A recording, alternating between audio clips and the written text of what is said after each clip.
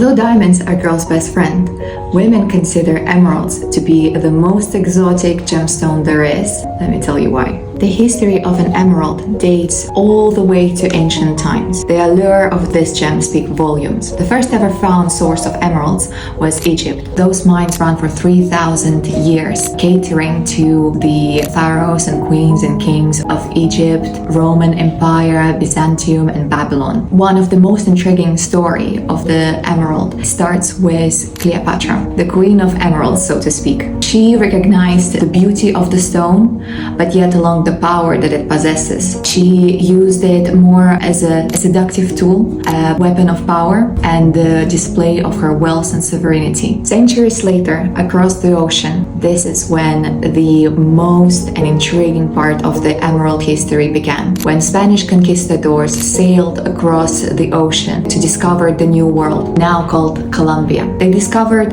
of course, the gold, but apart from that, they found a green verdant gem. Something so rich and so saturated in color that they couldn't believe that this could be an emerald. With this discovery, they realized that they are sitting on a treasure. It took decades of relentless battles rummaging through the jungles of the Colombia and especially the Musa region in order to conquer and discover the hidden mines of the Colombia, colored by trace elements of chromium, vanadium, and sometimes iron. These are the elements responsible for the luscious green color. The most interesting part about emeralds is that they possess jardin inside of them, which means garden from French. Of course, when we look inside one, it takes us on an interesting path, a journey of how one emerald was formed. Actually, the occurrence of one type of the inclusion can define the value and the rarity of the emerald. Nowadays, of course, some of the emeralds are subjected to oil. This is the treatment that is recognized in the industry to make the one stone to appear clearer and enhance their durability. Of course, the ones that have no oil would be far more rare and valuable. Less than 1% of all emeralds in the world